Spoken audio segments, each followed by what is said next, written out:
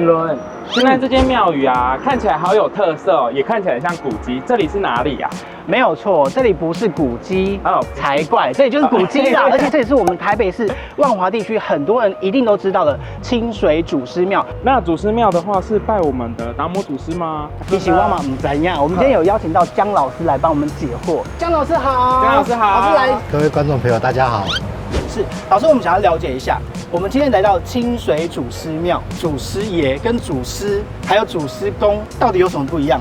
祖师庙里面，它其实供奉的就是周叔公、祖师公，好，它就是清水祖师。是。好，那一般我们有常常在口误就会说，周叔公、周叔牙，哦，正确来讲一定要称为周叔公、祖师公，一个尊称这样。对啊，那祖师爷这个就是，比如说好，假设你是一个学木工的，好，那你的祖师爷就叫做鲁班先生，对吧？好，他其实每一个行业的一个开头的领导者，那个就是你的祖师爷。其实也是一个尊称，这样子。是。那其实我们看到祖师庙有很多的特色，听说它是除了是古迹之外，有很多那种建筑啊，还有文化上，不管是灯笼，不管是相关的一些东西，都很多特色。要请老师帮我们仔细介绍一下，我们就绕着庙来稍微看一下。好，我们就走吧。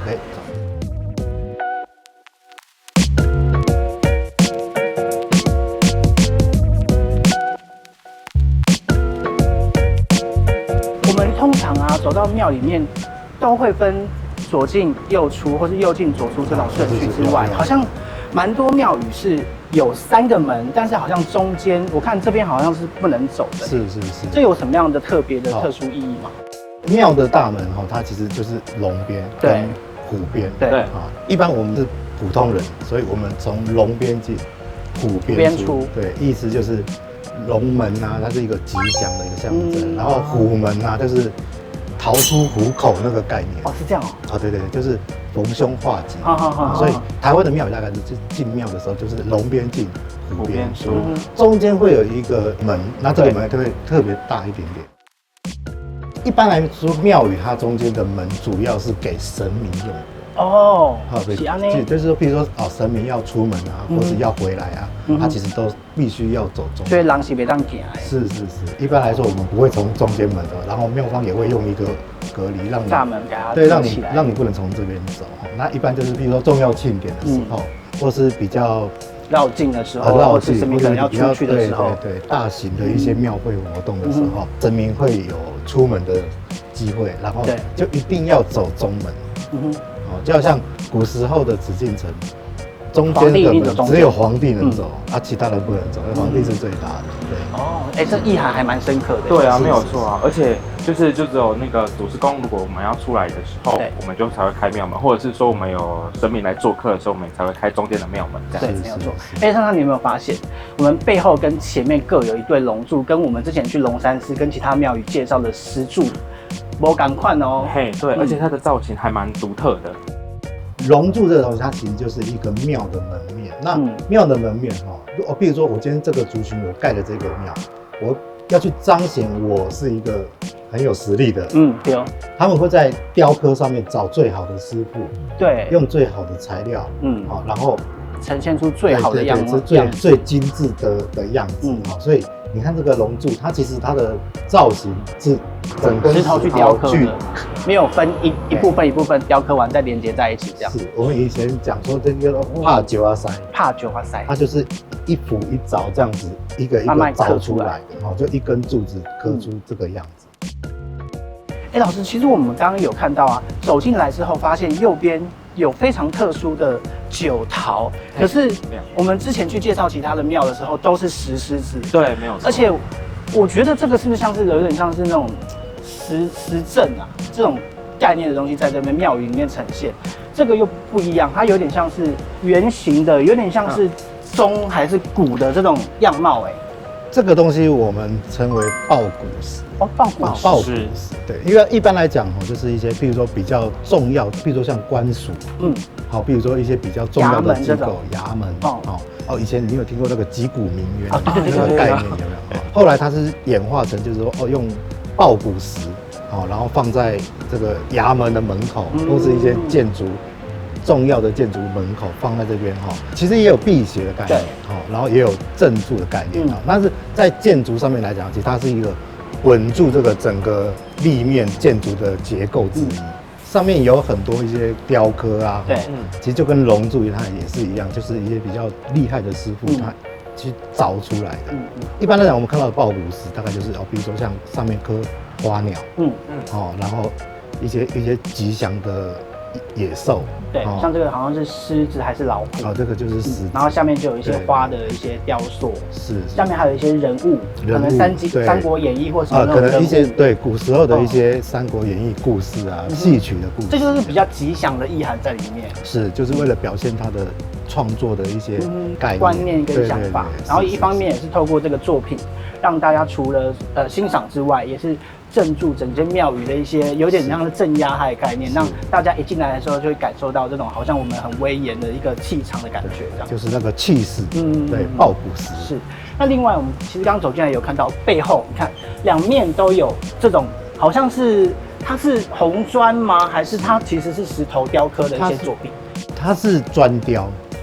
砖雕其实在以前比较早期，因为它可以用的材料有限，比如说它就在这个砖上面雕刻，然后雕成比如说人物啊，形象。像我们现在看到这边，龙边这边这个是寿翁，然后虎边这边叫做麻姑，麻姑他手上是拿寿桃啊，然后寿翁也是象征长寿健康的概念，对。也是很吉祥的意涵。是。砖雕的部分呢，比较难得的是，这个是我们现在台湾现存的，很少见。对，因为艋舺清水岩其实它在台北、甚至到整个台湾，其实它是一个少数从清朝维持到现在，都还是大概都保持原样的一个建筑。是，蛮宁静的，进来的时候蛮宁静的。你只会进来看一看，然后就离开了。会稍微拜一下，对，还是要。你有观察到什么地方觉得有？我是不是觉得说可以了解一下它有什么历史意涵还是什么？因为之前进来的时候，我都会想说，那个我们最常见的就是灯笼嘛，对不对？龙柱啊这些。对，还有龙柱那一些。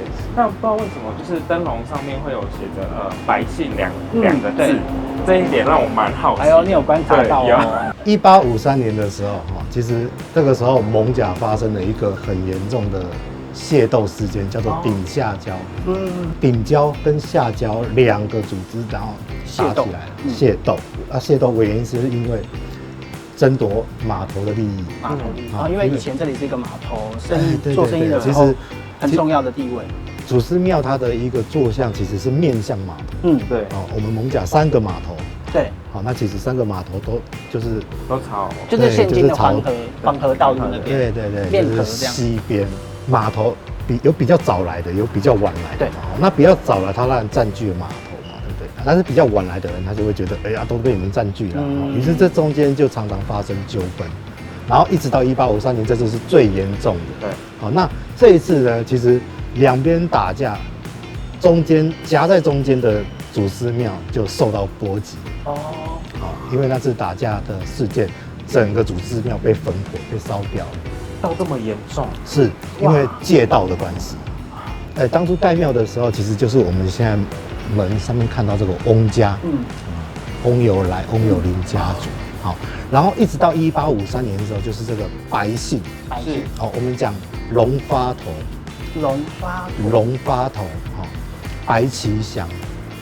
它其实是一个在这边一个做染料啊、做衣服啊，都是非常有实力的一个人，叫龙发头。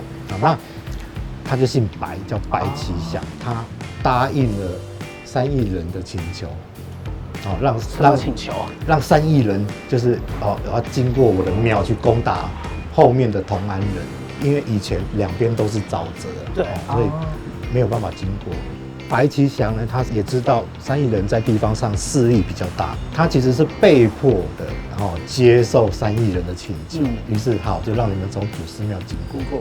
历史上讲不慎焚毁，但其实因为两边械斗嘛，常常会有一些不可控的。对啊，一定会不小心可能造成损毁，或者是哪个地方可能坏掉了。是所以就整间庙就是付之一炬。就是在那个时候，祖师庙特别把白姓的灯笼留在这边，其实也是在告诉后人，对，来告诉后人，就说祖师庙曾经有这一段历史。这很重要因为假规矩要拜主桃嘛。对啊，就是我们其实，在现在能够过得那么安稳、那么好的一个生活，就是有祖先帮我们打拼过来，包含这些庙宇文化也是一样，对，有祖先他们的传承跟带领，才能得以把这些宗教庙宇的文化流传下来，让后人可以再继续可能祭拜，可以有一些精神上的寄托。对，这样传承香火。那老师，我还有看到一个彩色很漂亮的，很像我们的窗花的部分的建筑。我们可以从那个造型啊，比如说你看像八卦，对，然后里面的一些花藻啊，然后动物啊、人物，它的一些细腻的功法，其实我们仔细看可以看得出来。那在那个年代，你要去做这样子的艺术作品出来，难度是非常高的。对，确实。因为我们现在有比较精密的工具可以使用，电动的可以使用，但是在那个年代是没有的。古时候可能就2样东西，对，一个凿子，一个动铁锤，对，慢慢敲，就是这样子敲敲打打这样。而且你不是只要会敲会打而已，你还要绘画，对，你还有那个绘画的能力，你还要有那个就是那个艺术天分，对，你必须要，而且你要文学造诣什么那些都很精通，是，哇，超强的，所以你才可以完成这样的作品。然后这个作品还可以流传，一直到现在我们都还看得到，所以这个都是祖师庙很珍贵的资产。那我看到那个石雕的旁边啊，四方有那个我们的蝙蝠，对，是有祈福的寓意在。是，这就是蝙蝠，我们讲说福气福气，好吗？取那个谐音。是，那所以八卦之外，然后还有就是四方八卦，然后四边的蝙蝠。那像八卦是不是也是一个算是比较吉祥，然后比较有一种也是辟邪，对，镇压辟邪这样的概念。对。在我们的庙门就已经有这么多的历史以及这么多的文学内涵在里面了。对啊，这才告诉。那进到里面，我相信一定还有更多可以让我们了解，学不完的艺术跟内涵，还有文学在里面。所以我们要抓着老师不放，对，继续带着我们走，好，听很多故事。好，那老师再请往里面走吧。好。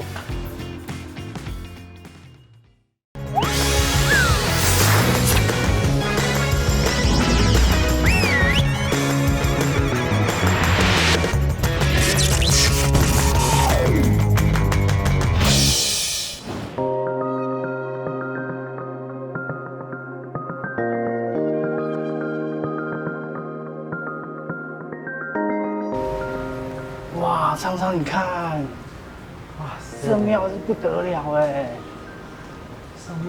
上面的镜头好漂亮。老师，我有看到有历史的这种匾额，对。但是在讲匾额之前，我觉得有2个东西比它还要大面。门神。对，没错，老师帮我们介绍这门神，它跟其他地方不太一样哎。我们艋舺清水园它的门神的作者其实是陈寿仪，台南的陈寿仪，戴蓝莓老师。对，陈寿仪他是一个很有名的一个彩绘师傅。那其实，在台湾呢，陈寿仪的作品留下来的不多了，越来越少。为什么？因为其实年代已经比较久了。对。然后他是一个，比如说他的一些徒弟啊，也有出来绘画，但是其实那个味道都还是不太一样。对，台湾有很多的庙宇都是他的作品，手绘，对，就是他的一些彩绘作品。那艋舺清水园呢，因为当时比较有远见，就是在作品完成的时候，他们有用一层封膜包起来，这个很特别。我们看其他庙宇都是很少看到会用那个封膜，真的古时候的年代就用这个封膜把它封起来。其实也没有到那么久了，大概差不多都60-70年这样。这也是蛮久的，那个时候的年代也算是蛮新潮先进。对啊，所以其实跟我们祖师庙在做这个庙宇文化的地方，也是蛮新潮的作为哦。对，它会跟着时代在进。比如说像我们屋顶上的一些雕刻啊，还有一些精细的一些艺术作品，它其实是融汇古今。古今融汇，融合在一起。其实真的跟我们在看其他庙宇的地方不太一样，因为有些庙宇真的就是只有龙、只有凤，这种比较简单、比较传统的，对，传统。像这个老师刚好跟我提过说，那个龙柱上面的支撑，它不是龙，也不是凤，也是下面物件。它其实就是一个插脚哦，插脚，对，斗拱的插脚。插脚一般来讲，它会，譬如说它是做龙头的造型，哦，对哦，或者是没有造型，就是一个木头，然后固定在这个地方。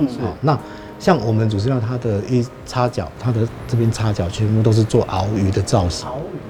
鳌鱼在我们古时候的说法里面，它其实是一种吉祥的神兽。然后它嘴巴会吐水，吐水就可以灭火。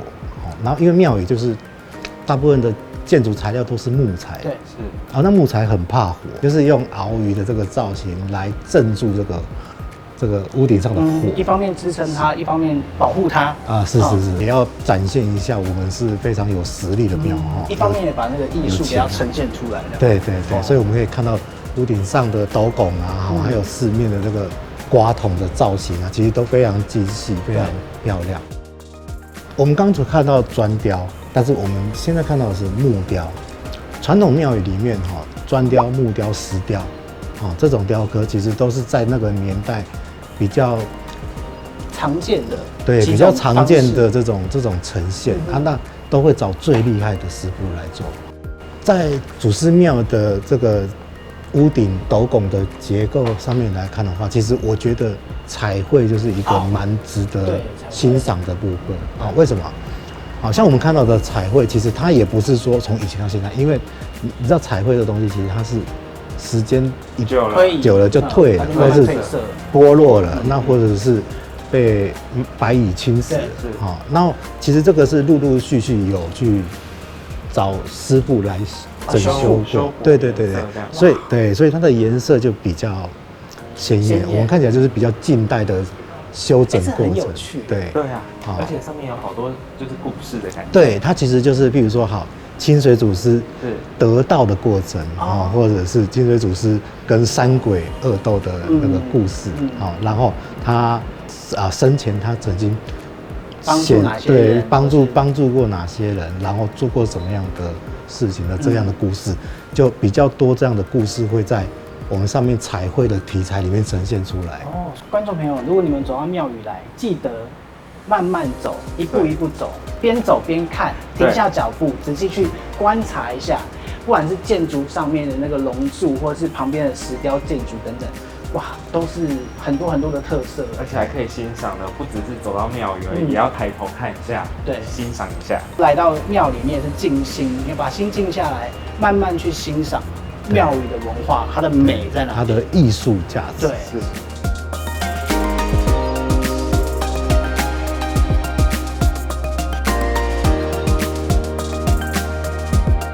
清水祖师庙它有很多面匾额，在祖师庙的正殿的最上方，它有一面很重要，这面匾就是我们祖师庙的镇庙之宝。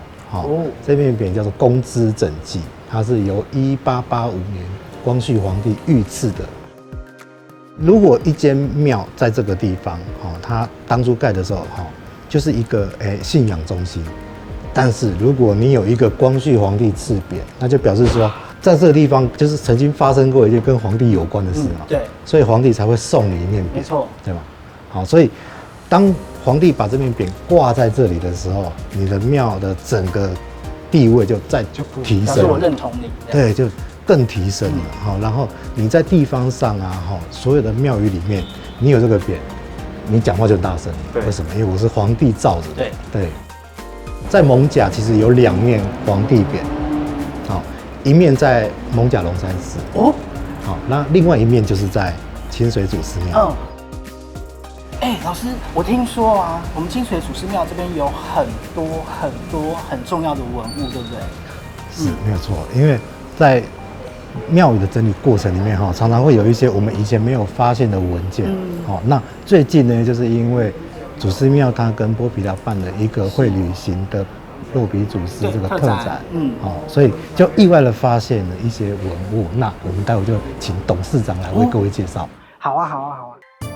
艋舺清水岩正殿所悬挂的公资整记匾，源自清法战争时期。据说当时曾将落笔祖师抬到淡水驻站，终于击退法军，因此光绪皇帝御赐亲笔匾额，以达神修。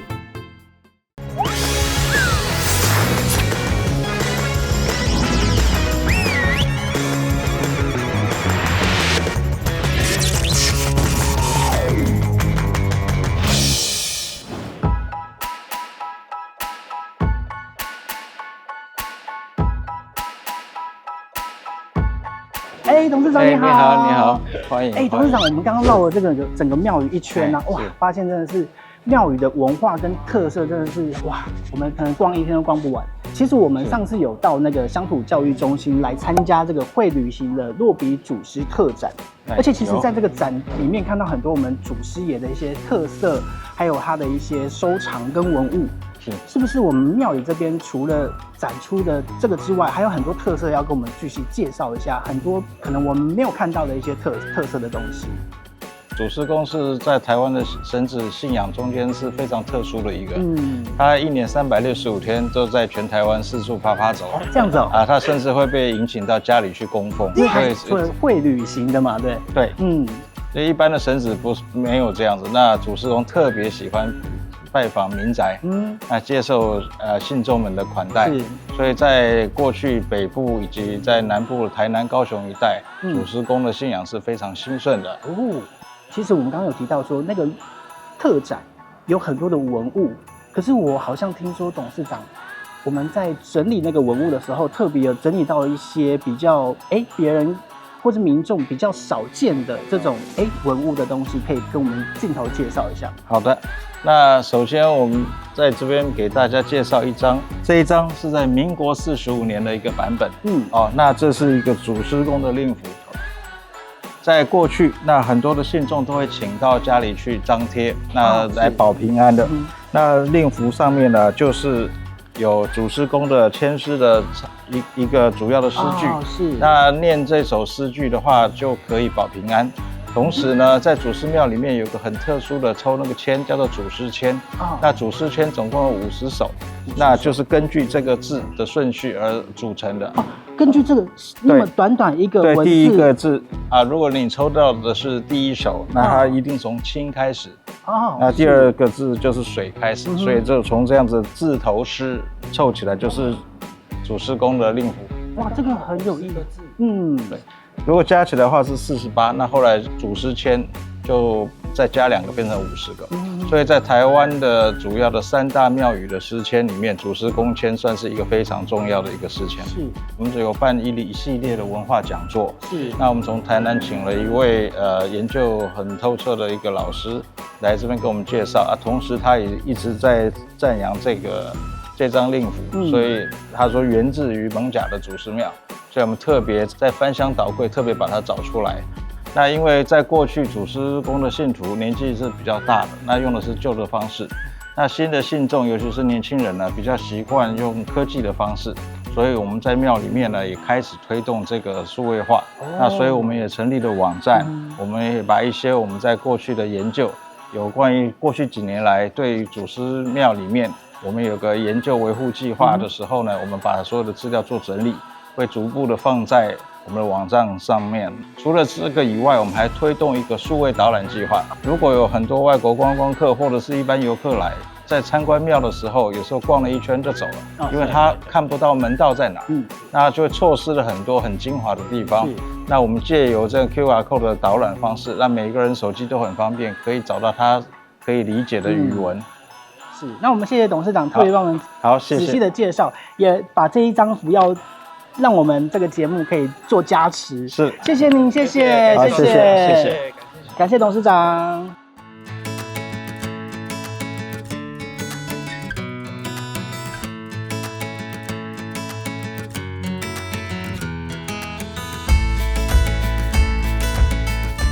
老师继续帮我们介绍这间宫庙很多的其他的特色。好像刚刚董事长有拿一个大符，对，那这个大符其实是已经失踪很久，最近又被找到的。那当然整个庙里面最重要的一个文物就是神尊，是艋舺清水岩的蓬莱老祖那就是整间庙最重要的一个精神象征。对，不只是精神象征，还有文化资产。好，蓬莱老祖他其实很有名，那为什么有？好，我们称他为蓬莱老祖，又称落鼻祖师。好，那为什么会落鼻？好，其实在台湾有很多地方都有蓬莱老祖落鼻的故事。落鼻显灵。好，例如说他曾经去石门啊，好，然后不小心落鼻了。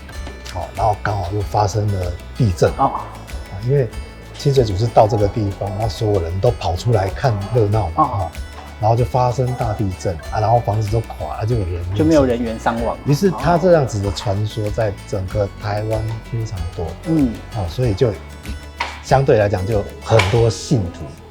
为什么蓬莱老祖在艋舺清水岩是最重要的？第一点就是因为它其实是台湾很少数快要破1000年的神像，快要破1000年，哇塞！是其实它的材质是千年乌层木。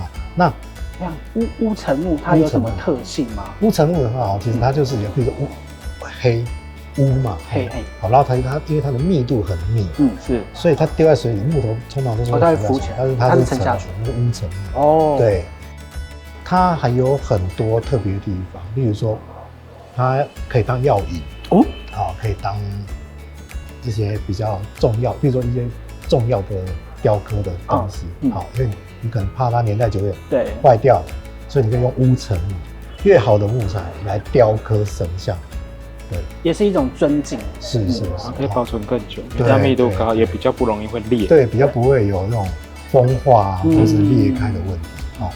蓬莱老祖因为它的乌层木大概就差不多是1000年，就是1000年乌层木去雕刻的一个佛像，然后雕刻的年代大概是差不多宋朝的时候。也是很久远的，真的很久远。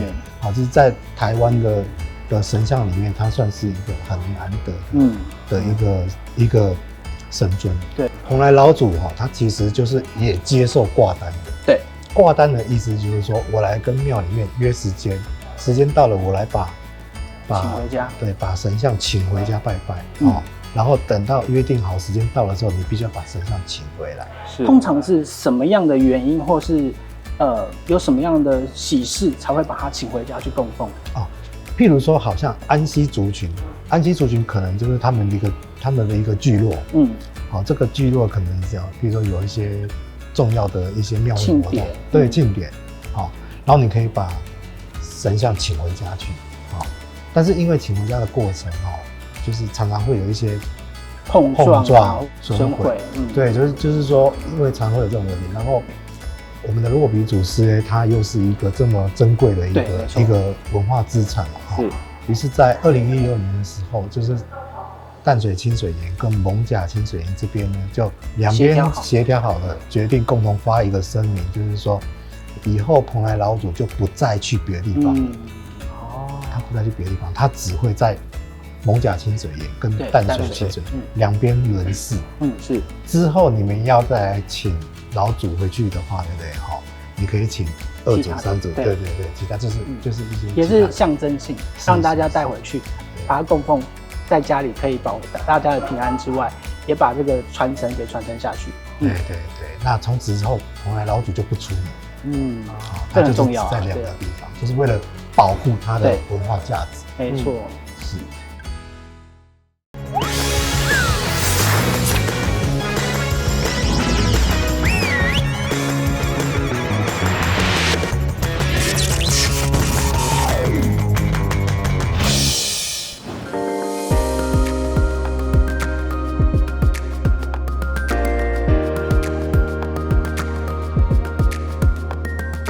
特别跟董事长商请董事长，然后让我们进入这个内殿，非常难得，就是一个比较难得的机会哈。因为通常会开内殿，就是譬如说有重要的法事，对，那或者是说他们就是跟庙方比较重要的关系，对的一个关系的人你才可以进到里面去。哇塞，我们节目今天好荣幸哦。对，就是比较特别的机会这样子。那事不宜迟，话不多说，赶快进去吧。到里面看看。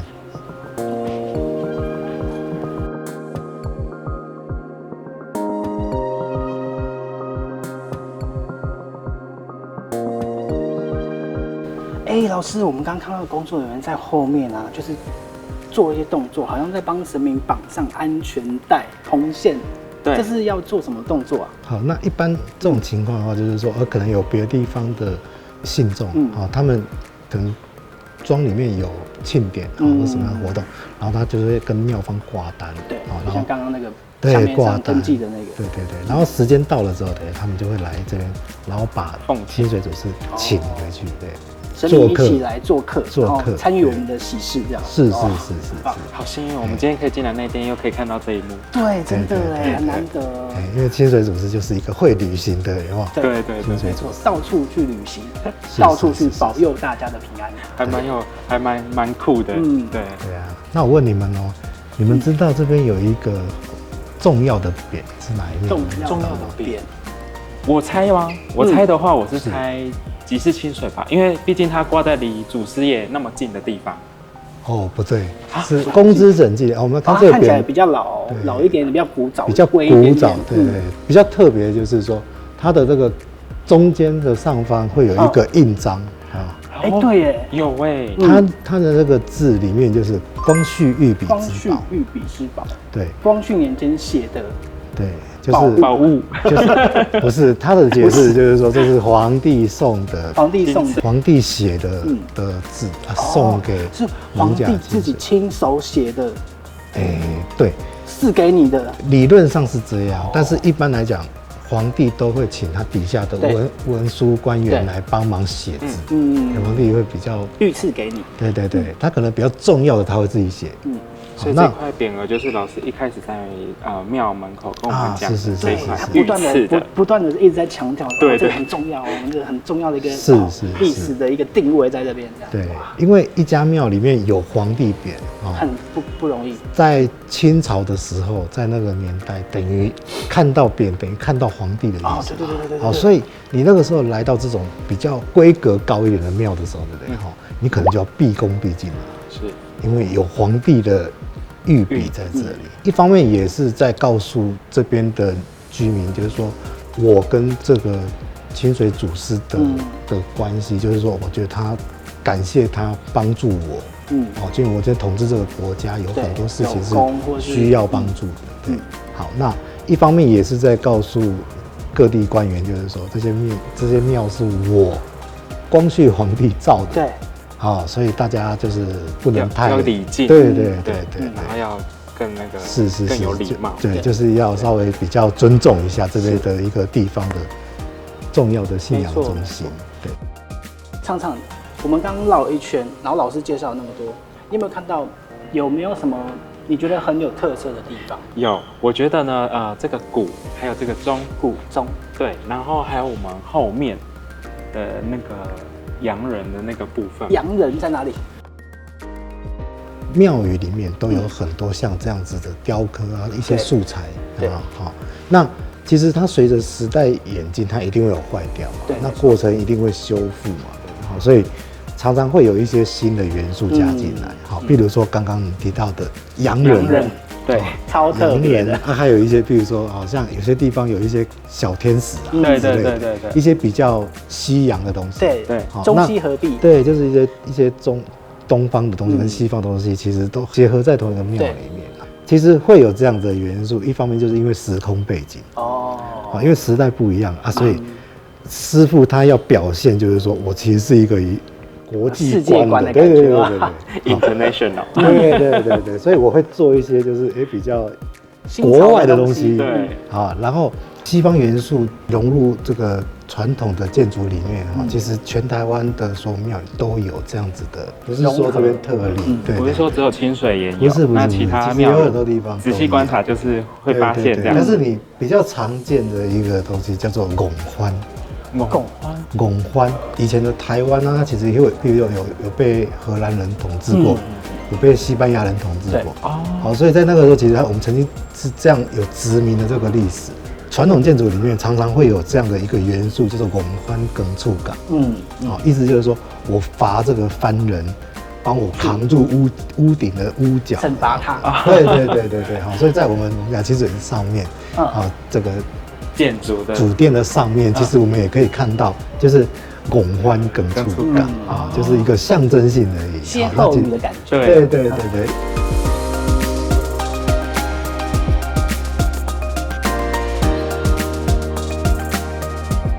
评论，你现在有没有看到庙方人员每一位都好忙碌，各司其职？对啊，我看有人在那边，有人在那边，而且刚刚那个中门好像被打开了，这到底在干嘛啊？不是说中门不能开吗？对啊，那让我们去看一下吧。走。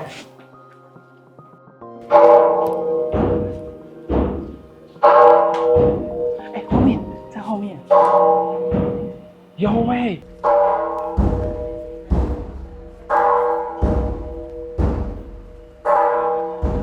祖师就在前面。对啊，而且刚刚董事长，然后我们刚刚有偷偷问他一下，祖师也是去出差对，然后现在要回来了。对，你看今天真的非常难得，我们来这样子一趟，哇塞！对，而且祖师宫的安排，真的，我已经快要流下眼泪了，很感动哎。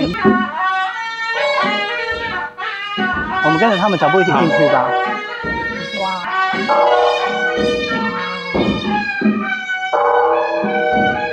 迎接他到这边回来，很开心回来。对啊，一起同乐。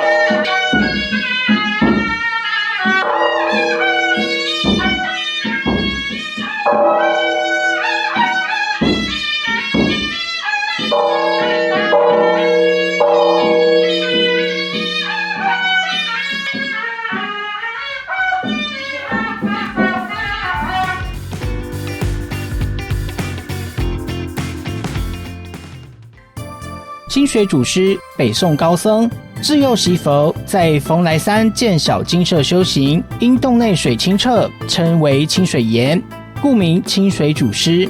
传说祖师修行时，鬼怪放火熏黑其面，但毫发无伤，成为乌面祖师。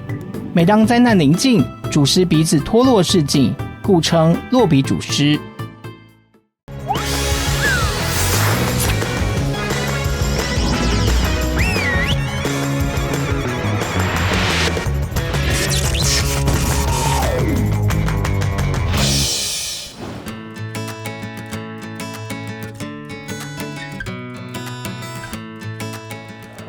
老师评论，今天让我们看到了就是开中门以及清水祖师宫回来的这个部分。那刚刚也透过董事长来的讲解说，只有初一、15，那还有重大的庆典或者是神明回来或出门，他才有开中门。对，这也真的是让我们今天感到很神圣，而且有这么刚好的机会。刚好节目在拍摄，然后他就去出差回来，让我们看到这个难得一见的画面。我刚刚就是经过这样子一轮下来，观察大家在做的事情。很感动哎，对啊，而且要很有团结以及默契来形成这个接神的仪式。对，敲钟敲鼓这些都是有技巧，你可能要训练敲出那个音要一对，节奏要对，这才是真的很传统的这种在迎神的一个盛会的时候那个重要的仪式跟时刻。对啊，不能落拍，然后也不能就是配合的哩哩啦啦这样子。对，是。你们这样就结束了吗？逢甲清水岩它有分三川殿、正殿，还有后殿。还有后殿，还有一个后殿。哇，你们走了这么一趟下来也是蛮久的了耶。还有后殿可以介绍。是，只是说因为后殿在1940年代的时候，因为火灾，然后就坍塌了。然后在这么长的一段时间，其实一直都没有机会可以修复。那我们等一下就带各位来到后面去看看一些留下来的珍贵文物。好啊，我已经迫不及待了。老师，我们一起走。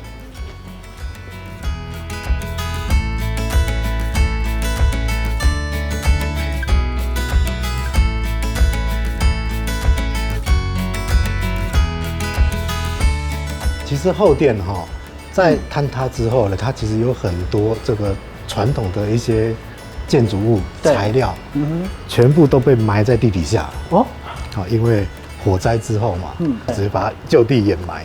在差不多民国80几年的时候，有一个机缘，就是说，庙方要去整理这片地来当停车场的时候呢，意外就是挖到一些宝物、文物，对，就是挖到一些建材啊，一些以前留下来的建材，然后越挖越多，于是就把它整理出来，放在我们后面的广场。我看到好多，这里是棋盘嘛，下棋的准备。你看这里有好多这种石头，这是柱子还是那个其实就是柱子的底下的底座，所以叫柱珠。珠宝的珠哦，就是在上面就是一个座，然后上面挂上去那个柱子，就是立在上面这样子。我还以为是供奉神像的那个什么莲花底座什么的。哦，不是，一般这个就是来当做那个柱的那个支撑，对，支撑的地方。像那边还有龙柱的遗迹，对。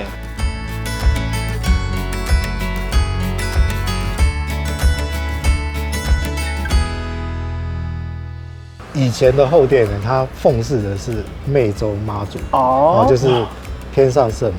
然后它也有奉祀，比如说像关圣帝君，啊，比如说像孔圣、孔子，是，好文昌帝君，对，文昌帝君这样子。好，所以其实后面其实是有很多就是跟神明相关的一些文物，对，一些文物，还有一些题字对联，题字对，对，所以这些文物全部都在这边。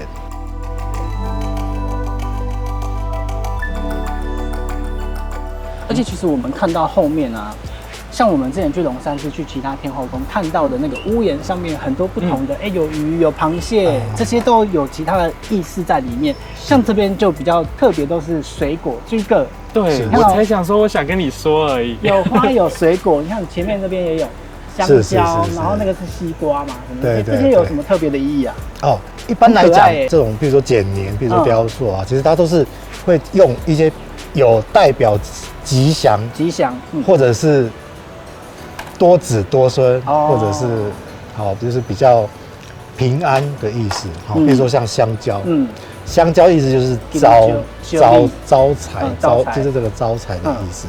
好，那比如说很常见的无花果，因为它打开里面有很多籽，所以象征多子多孙。还有很多佛手啊，比如说佛手嘛，它就是象征就是神明的手掌这样的嘛，呵护你这样。对，其实我们仔细去观察庙宇，很多细节都会有这样子的一些很精巧的艺术作品。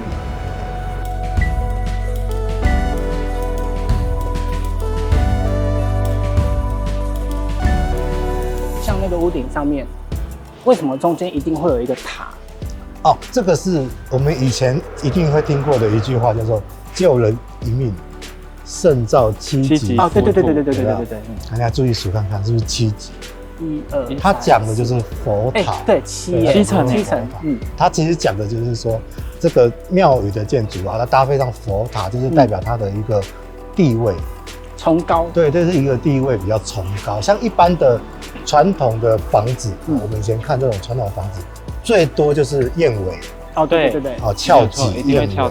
但是一般的传统房子会比较没有，比如像龙啊，这种，或者是宝塔这种装饰。为什么？因为我们只是平民百姓，那我们有翘脊啊，可能就是因为我们家过得还不错，或者是说我们家有人是考上科举，状元，在家里有功名，所以你的房子会可以比较稍微气派一点，但是庙宇的话，一般里面都是神明，所以神明的话，他们人就不一样，他可以有一些比较高规格的东西来装饰他的庙。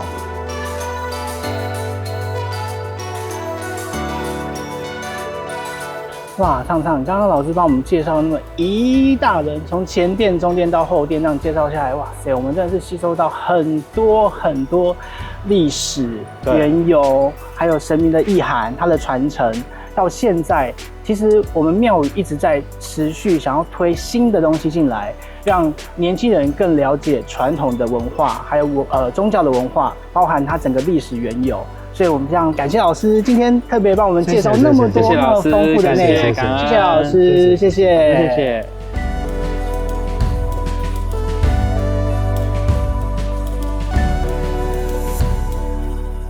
刚刚我们这样走了一遭整个这个清水祖师庙，老师介绍了很多就是传统的历史的缘由，然后也董事长帮我们介绍了，接下来他们要怎么传承新的文化，把年轻人的东西带进来，然后透过他们的一些新的创意，把传统的东西结合新流发扬出去。我觉得这个传承的宗教意味很浓厚之外，也可以透过这种不同的形式，让更多年轻人可以知道说，我们传统的文化那么的丰富。对啊，而且它还跟我们的地方结合，推出一个展览。对，那我觉得我们年轻人，或者是说我们比较不懂这一些文化的观众朋友们，或者是信众们，我们都可以去到这个导览里面去做一个了解。而且我们今天非常难得看到，真的是开了中门，对，神明就刚好去出差回来，真的。所以这个很难得的机会之下，让我们见证这个很重要的时刻，也是希望透过这个节目《神圣之都》。把这个之都的重要性让大家知道说，文化传承的重要，继续透过我们节目，可以让更多观众了解，文化、历史、缘由跟很多新的火花可以出现。对，所以呢，如果你们喜欢我们的节目，帮我们按赞、订阅，别忘了加分享。如果你想要留言，也可以在我们下面帮我们做留言，看看你想要知道什么样的神的故事，或者神奇的一些神迹等等的内容，都可以帮我们做留言。也别忘了帮我们按赞、订阅、加分享起了哦。拜拜。